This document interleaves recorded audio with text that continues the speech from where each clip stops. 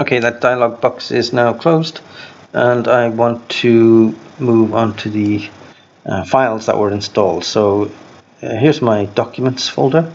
This is my Arduino sketch folder, and here's the Arduino Excel folder. So I know there's two new sketches inside here, and this will be the one that contains the spreadsheet or the worksheet. So I'm going to open up that one.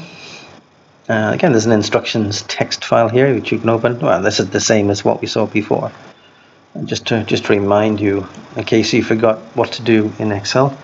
So you have to change macro permission and allow VBA code. Okay, so I'm going to close that and open up my new Excel spreadsheet. Okay, so we have a security warning here. Macros have been disabled. We were told to enable that. So first of all, I'm just going to click on that button. And here we have a dialog box saying press Ctrl A if you want to bring up the Arduino interface. And this allows you to set the COM port and the baud rate for communication into Excel. Okay, so I'll have to remember that Ctrl A. And access to file.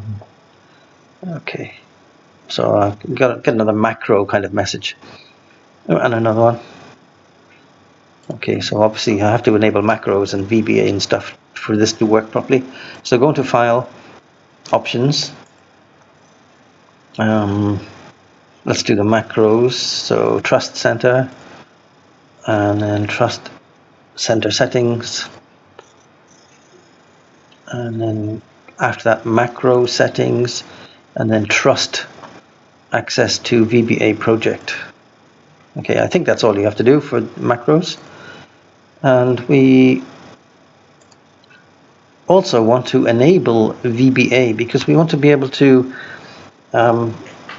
change things like the type of data coming through, how many columns of data there should be, how the charts are drawn, and get some more command over this spreadsheet. So I'm going to enable VBA.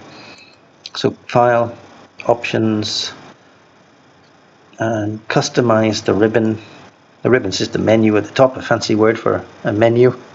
And there's a developer. I'm going to click developer. And okay.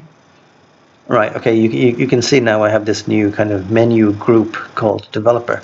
If I click on that, and we see these interesting looking tools, this will allow us to gain access to the VBA functionality that spreadsheets can hold.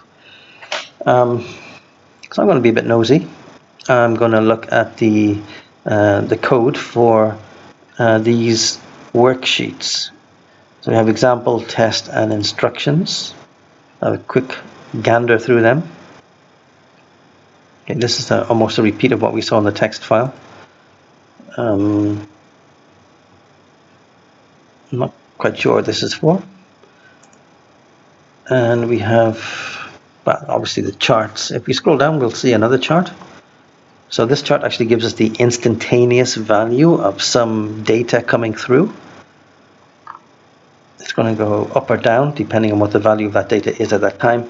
And this chart plots the historical record of that data.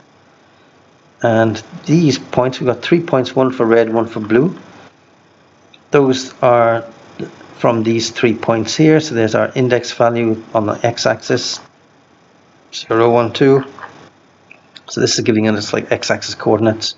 And this is the actual value of those inputs at some time.